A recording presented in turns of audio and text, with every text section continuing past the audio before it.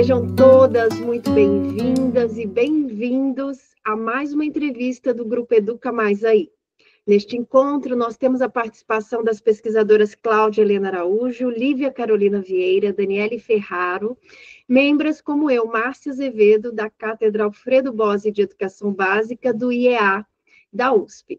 Hoje nós vamos conversar com a pesquisadora Maria Rebelo, engineer na Amazon e mestre em informática aplicada pela Universidade Federal Rural de Pernambuco. Ela atua no Grupo Aspas, pesquisando, dentre outros temas, sobre privacidade, leis de proteção de dados e design manipulativo em modelos de IA. Maria, é um prazer receber você aqui no Educar Mais Aí, e em nome de todo o grupo, eu já agradeço por nos proporcionar, né, a oportunidade de conhecer mais o seu interessante e importantíssimo trabalho. Seja muito bem-vinda. Muito obrigada, pessoal. Mais uma vez, obrigada pelo convite. Eu estou muito honrada de estar aqui, de verdade. Maria, então vamos começar um pouco pelo começo, né? E aí seria muito interessante se você pudesse comentar um pouquinho sobre o trabalho do Grupo Aspas, né?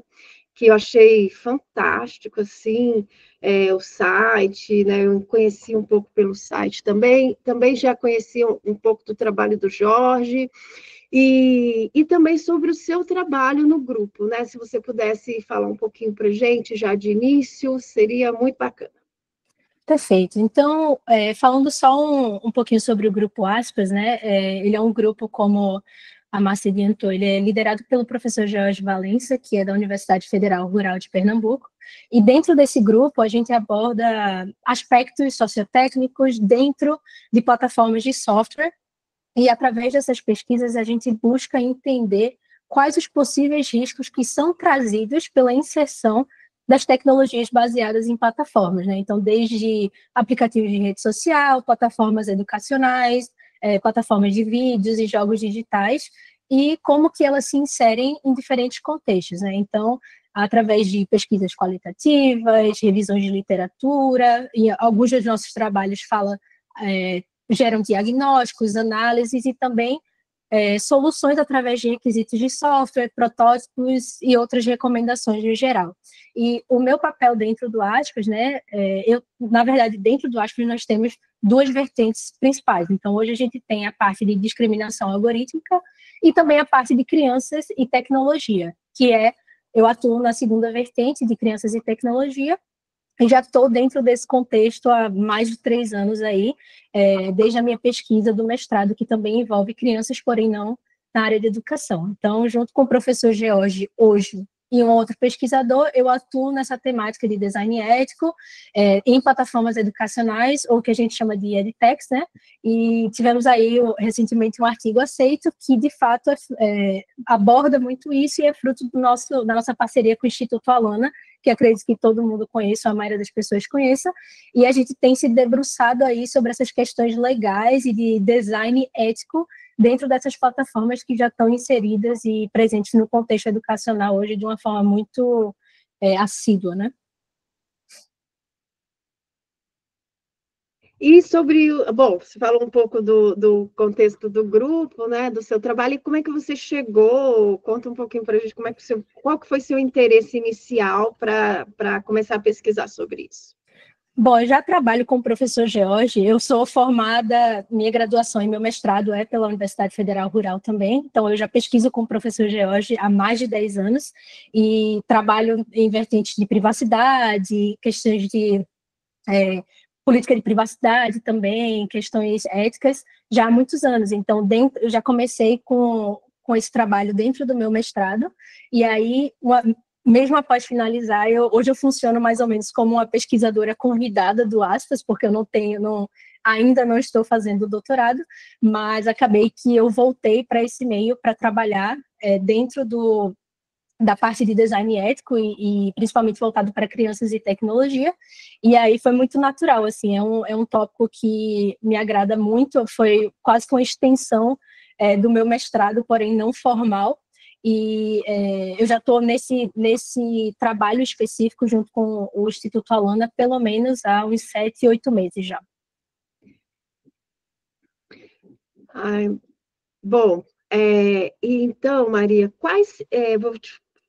a Lívia tinha pensado nessa questão, e a gente conversou um pouco sobre isso, que seria assim, se vocês identificaram e quais seriam as principais falhas, né, entre as práticas atuais das plataformas, como o Google Classroom, e os princípios do design ético, né, proposto, assim, os princípios propostos, especialmente no que se refere, por exemplo, à transparência no uso de dados, à proteção dos direitos das crianças.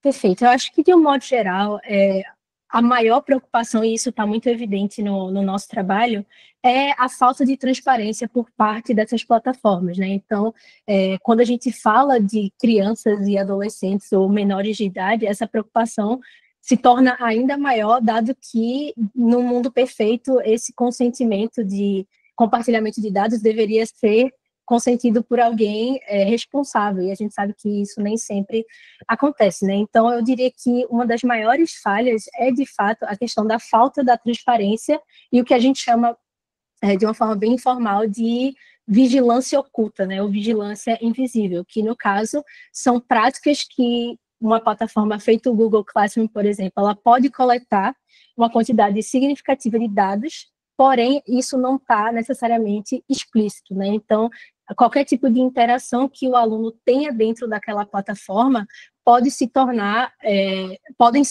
dados que são usados de forma que a gente não necessariamente tem visibilidade, né? Então, a Sonia Livingston, que é uma pesquisadora que fala muito sobre crianças e tecnologias, ela tem muitos trabalhos dentro dessa área, ela fala em muitos trabalhos dela sobre justamente as plataformas, dentro das suas políticas, permitirem essa coleta massiva de dados de criança, desde identificação pessoal, preferências das crianças, e nada disso é feito de uma forma muito óbvia ou explícita para o usuário dentro das suas políticas de privacidade e tudo mais.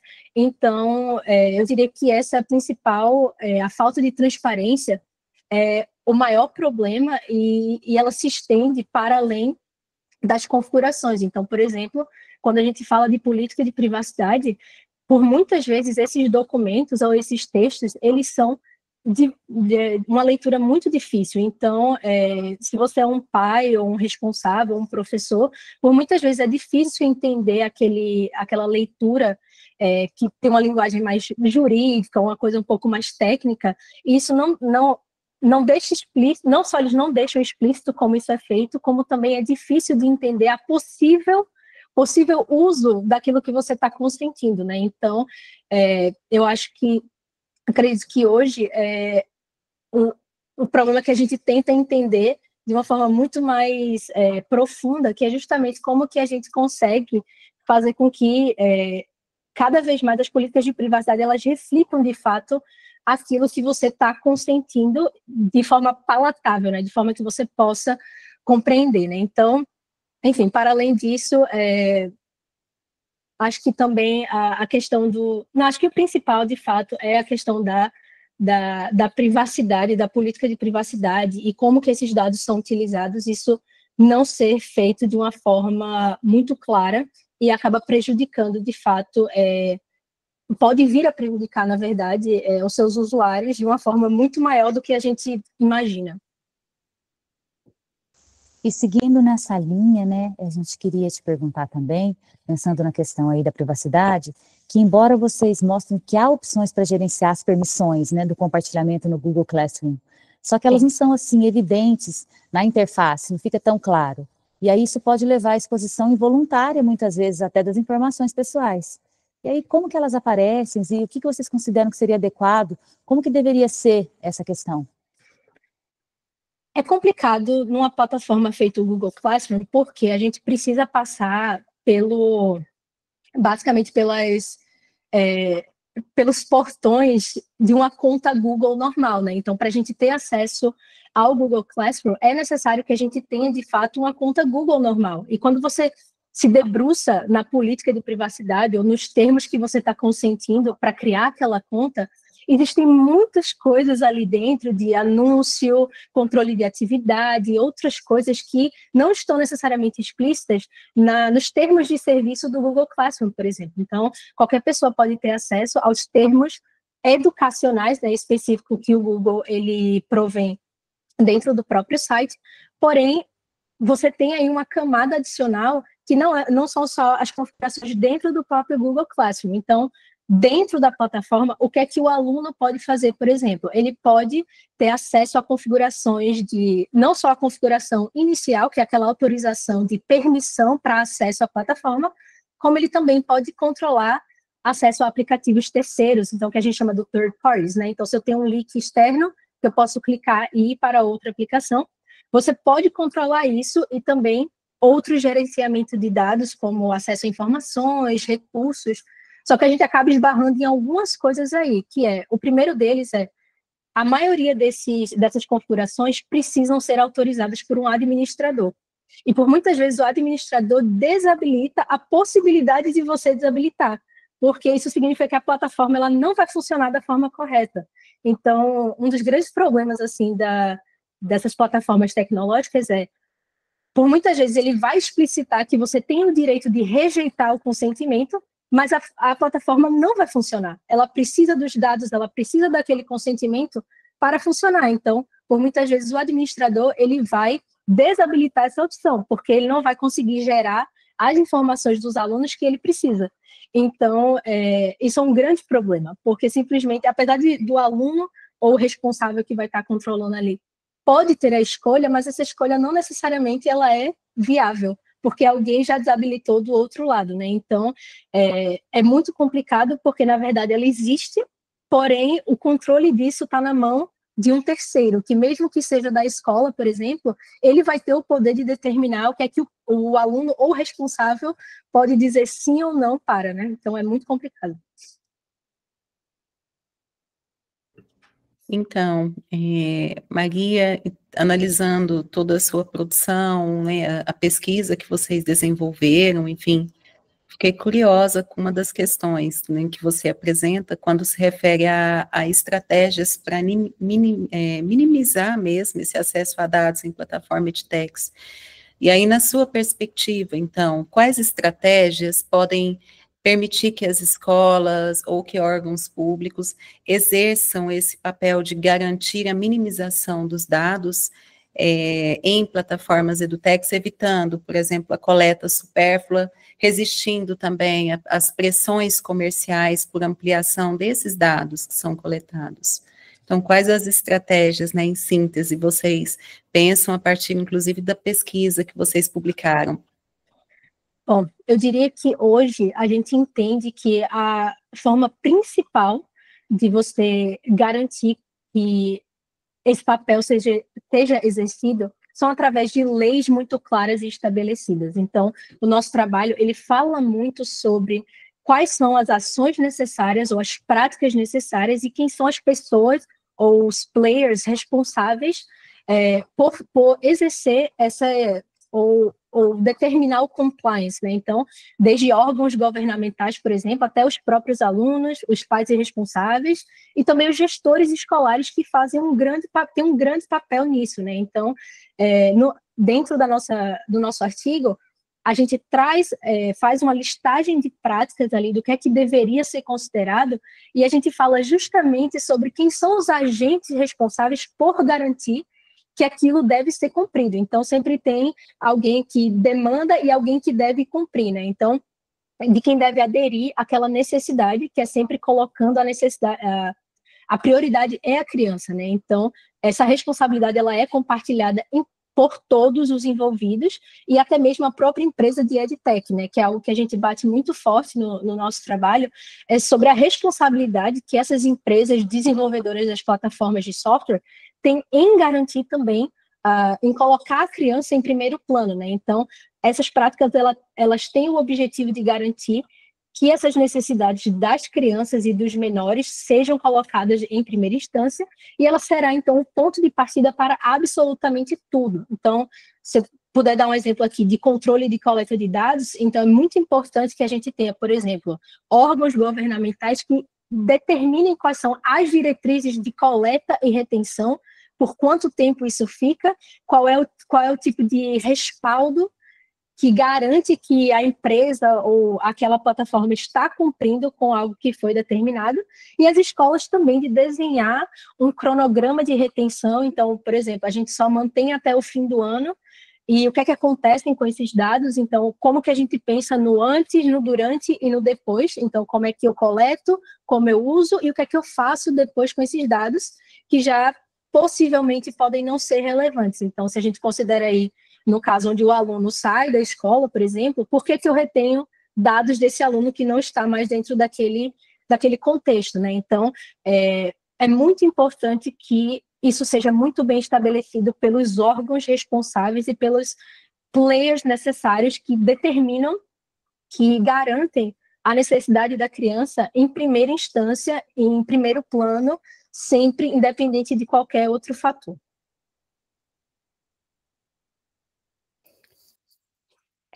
Maria, trazendo um pouco para o contexto brasileiro, e já falando direto, assim, entrando no seu artigo, no Ethical Design for EdTech Platforms, vocês propõem 12 práticas, né, dentro de um código de design ético para plataformas digitais. E essas práticas passam por questões de privacidade, coleta de dados, controle parental, entre outras coisas. E aí, pensando no contexto brasileiro, inclusive de, enfim, conectividade, literacia e letramento, né, o nível de letramento digital dos profissionais e famílias, como vocês imaginam a implementação desse framework aqui, nas escolas brasileiras? E aí, uma outra parte da minha pergunta tem algum exemplo de plataforma de EdTech que cumpra pelo menos parte desse código ético proposto por vocês? Essa é a pergunta, eu acho que é a pergunta de ouro mesmo, porque dentro do nosso grupo, eu acredito que seja o que a gente mais discute, considerando todas as limitações que a gente ainda tem, né, dentro do contexto educacional brasileiro, enfim, permeia não só os profissionais, mas também os pais responsáveis que também precisam ter voz nesse processo, para além das crianças, para além dos usuários da plataforma em si. Então, a forma que hoje a gente entende que isso pode ser implementado é, de fato, através de práticas, de um guia de práticas ou de leis que estabeleçam, de fato, como eu falei anteriormente, a fim de dar um respaldo, mas também como servir como orientador, como servir de orientação para essas escolas. Então, quando você coloca uma plataforma educacional dentro daquele contexto, é muito importante que os gestores educacionais entendam aquilo que eles estão utilizando. Então, nós vamos passar aí por diversos pontos, desde você trazer uma luz para os gestores, então você fazer com que eles entendam esse universo de uma forma totalmente palatável mesmo, que é muito complexo, envolve muitas coisas. A linguagem jurídica, a linguagem tecnológica, ela pode ser muito verbosa, muito complicada. Então, esse seria quase que o ponto zero mesmo, é você trazer esse conhecimento para quem gere a escola ou todo o sistema, para que então ele possa de fato fazer uma escolha assertiva, porém baseada em práticas, por exemplo, que é a nossa proposta dentro do artigo, de você considerar aqueles elementos e dizer, eu tenho a necessidade de implementar uma plataforma dentro do meu contexto, porém, o que é que ela está me trazendo? O que é que eu estou inserindo dentro do contexto? Como que eu afeto os jovens, as crianças dentro do meu contexto? Quais são as informações que eles precisam para funcionar?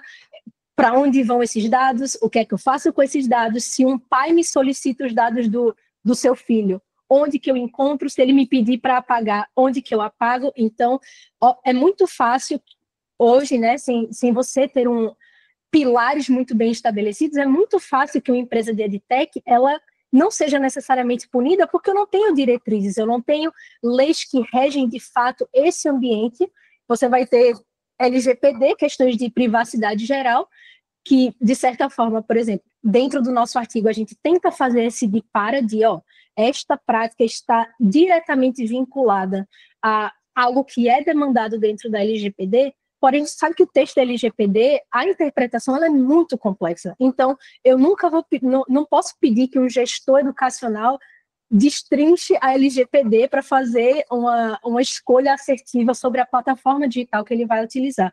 Então, com certeza, uma diretriz que seja voltada. Então, hoje, dentro no próprio Ministério da Educação, já existem algumas cartilhas que são voltadas aos gestores de como que eu utilizo a tecnologia dentro do ambiente educacional. Então, são cartilhas simples, diretas, que trazem informações sem jargão, sem linguagem complexa, justamente para ajudar a fazer essa escolha mais assertiva. Porém, na ideia do nosso artigo, é justamente você ter práticas muito bem estabelecidas focadas nisso. Então, a gente fala sobre minimização de dados, sobre diminuir retenção dentro das práticas, definir explicitamente o que é que está sendo coletado, como é que eu uso, como eu apago. Então, eu não sei se hoje eu consigo, por exemplo, dar um exemplo específico de uma edtech ou de uma plataforma que siga um design ético. Talvez algumas tenham algumas práticas, por exemplo, que são um pouco mais, são menos agressivas ou menos que exercem um tipo de poder menor, mas a gente sabe que mesmo dentro disso existem ali por baixo algum tipo de design que a gente pode considerar manipulativo ou que coleta um pouco mais de dado para gerar alguma métrica, para fazer algum outro tipo para prover algum tipo de informação que o professor se beneficia, por exemplo. Então, eu acho que todas elas, em algum nível, tem suas problemáticas. Óbvio que quando a gente sobe isso para um Google Classroom que está dentro de um ecossistema que exerce um poder gigante, né, de concentração de dados, de manipulação de plataformas, de você se inserir naquele contexto e não ter como sair de certa forma, né, porque ele provém muitas ferramentas dentro do próprio ecossistema que não permite que você explore outras coisas. Então, é muito mais complicado, mas eu diria que hoje a forma que não só eu vejo, mas dentro do meu grupo, falando aqui, pelo que a gente tem feito e como a gente busca achar essa solução, é de fato a gente dar responsabilidade não só a quem adere, mas principalmente a quem desenvolve. Então, como eu falei, todo mundo tem uma parcela de responsabilidade dentro desse processo, e é isso que a gente está tentando, é nesse lugar que a gente está tentando chegar. Então, Maria, pensando novamente naquela ideia do código de práticas, né, que é proposto ali na pesquisa, como que você imagina, percebe a viabilidade de implementar as diretrizes pelas plataformas EdTech que operam sob modelos de negócios, né, são baseadas em coleta e monetização de dados? Então, assim, no primeiro momento, como você percebe a viabilidade de implementar diretrizes pelas plataformas, sendo que essas plataformas têm uma lógica própria de funcionamento?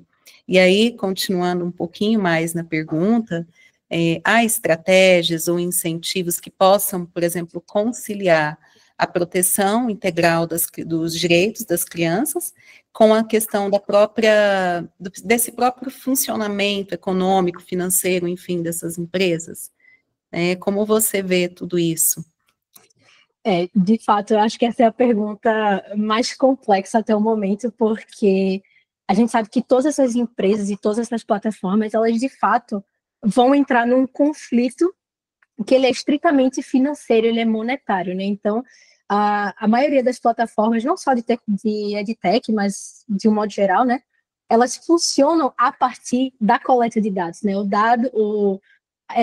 Esses dados que ela retém, seja lá como elas usam, é de fato onde elas conseguem ganhar dinheiro, né? Então, por muitas vezes, as soluções que elas vão propor estão pautadas em cima da coleta de dados, né? Então, você ter uma plataforma ou ter diretrizes que garantam uma proteção 100% dos dados é basicamente como se você estivesse falindo essa empresa, entre muitas aspas. Então, é muito complexo. Então, quando ela deixa de coletar, ela deixa de gerar publicidade, ela deixa de ter fins comerciais porque ela acaba, de alguma forma, vendendo isso ou usando desses dados para alguma coisa, então é muito complexo. Isso vai esbarrar, por exemplo, em questões de estruturais mesmo, de tecnologia da plataforma, porque às vezes a maioria delas, se não 100% delas, é construída e desenvolvida em cima do uso de dados, então você teria que reformular toda uma arquitetura do software, que é quase que inviável ou impossível, porque nenhuma delas é construída em cima ou pensando em design ético. Nenhuma delas coloca isso como o ponto de partida, a minimização de dados, ou a gente não vai coletar informação XYZ. Então é muito complexo falar disso, porque isso significa que ela está cedendo o controle, cedendo o poder que ela pode ter sobre os usuários e sobre o que é que ela faz, como que ela entrega. Então, hoje eu acho que a gente esbarra em milhões de questões, principalmente para as que já existem, né, porque elas já foram construídas e não existe uma diretriz muito clara para isso. Então, eu acho, mais uma vez, pode até soar repetitivo, mas eu acho que a intervenção a nível de lei é o que a gente tem hoje. É o que a gente consegue fazer, então, não só através do que a gente já conhece, então, LGPD, por exemplo, aqui no Brasil, em outros países você vai ter GDPR, nos Estados Unidos eu acho que é a FEDRA, eu acho que é especificamente para a educação. Então, é você, de fato, usar a lei em favor ou em prol das crianças dentro de um ambiente educacional, por exemplo, através de multas, através de você punir essas empresas por estar, assim como acontece em qualquer situação, né? Então, quando a justiça pune uma empresa por vazamento de dados, coleta indevida de dados, eu acredito que hoje é, de fato, como a gente consegue remediar, porque é muito difícil que a gente consiga com que essas plataformas se destruam para se reconstruir, é quase que impossível, eu diria. Então, a questão das leis é muito importante, e se a gente consegue aplicar essas leis de forma assídua, dando responsabilidade para as empresas, é quase que muda o jogo mesmo.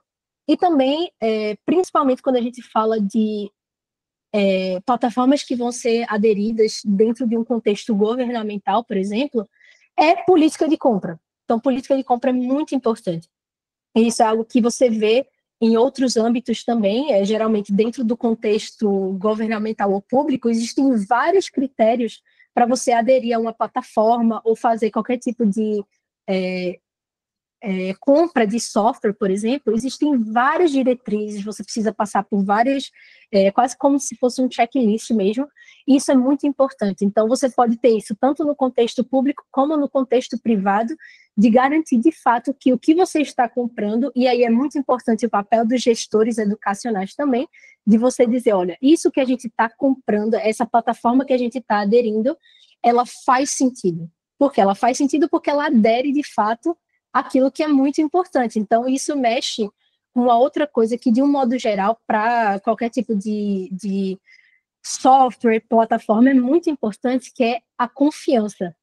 É muito o diferencial que uma plataforma que adere a design ético, ou ela é construída a partir do design ético, é a questão da reputação. E isso é muito importante dentro do contexto de software, e especialmente quando a gente fala de adoção por meios para fins educacionais. Então, é como se quase que ela tivesse uma vantagem da confiança nesse sentido. Então, o gestor que vai contratar aquela plataforma, ele já vai ter ali na cabeça dele um diferencial, porque ele já vai ver explicitamente que existem coisas comparadas a uma outra plataforma que ele consegue entender como funciona, ele entende como ele controla os dados, ele entende tudo isso. Então, eu acho que o combinar disso é muito importante. E falando um pouco também sobre a questão de modelo de negócio, assim, que eu acho que é o mais complicado, confesso que também não é necessariamente não é o meu forte aqui, né, porque eu não sou uma pessoa de negócio, mas uma forma que muitas plataformas de software elas usam de você ter modelos de assinatura, por exemplo. Então, ao invés de você monetizar os dados, você monetiza o uso daquela plataforma. Então, quantidade de alunos, quantidade de features que você acessa dentro da plataforma, por exemplo. Então, para cada escola, qual é o plano que eu compro? É um plano que engloba tudo? É um plano que engloba 50%? Então, você começa a expandir o modelo de negócio a fim de que os dados eles sejam o menos importante e, obviamente, não coloque nada em risco, né? Que dentro das suas políticas ele garanta minimização, anonimização, tudo isso, mas para além disso, você tem um modelo de negócio que permita essa rentabilidade sem comprometer os dados que aqueles alunos e crianças e adolescentes vão estar provendo, que de fato é o que a gente está tentando proteger aqui, né? Maria, você traz, né, temas para a gente muito caros, porque a gente insiste bastante, né, no letramento. A gente agora denomina letramento algorítmico, até porque é uma outra forma, né, de funcionamento mais aprofundada ainda. E porque, assim, para um gestor, né, ele vai pensar assim, bom, por que eu vou pagar para usar uma plataforma se eu tenho essa que me oferece, com um cardápio muito maior e que eu não preciso pagar nada, né? Então, se ele não compreende a dinâmica de funcionamento e o que ele está disponibilizando, fica muito difícil que a gente converse sobre essa necessidade. E até para a população em geral, né, compreender que talvez fique mais barato pagar por um serviço do que seu próprio produto, né, a gente precisa da compreensão do funcionamento. Então, investir muito no letramento algorítmico de toda a população, né, como processo de cidadania, você traz de novo para a gente aqui essa confirmação dessa necessidade, para que a gente, de fato, consiga que as políticas e a própria regulação tenham apoio, né? Tenham apoio para que elas se efetivem. Bom, esse é só o primeiro papo, viu, que a gente vai ter. Nós queremos conversar muito com você, muitas outras vezes, mas então agora a gente te agradece, né, imensamente pela participação, pela disponibilidade em compartilhar com a gente, com o público do Educa Mais aí, questões, né, que são tão prementes, os desafios, as possibilidades de construção também desses ambientes digitais, que respeitem principalmente o direito aí das crianças, dos adolescentes, dos estudantes, e que a gente consiga, de fato, aí fortalecer a necessidade, né, a consciência da necessidade de práticas mais responsáveis aí no uso dos dados.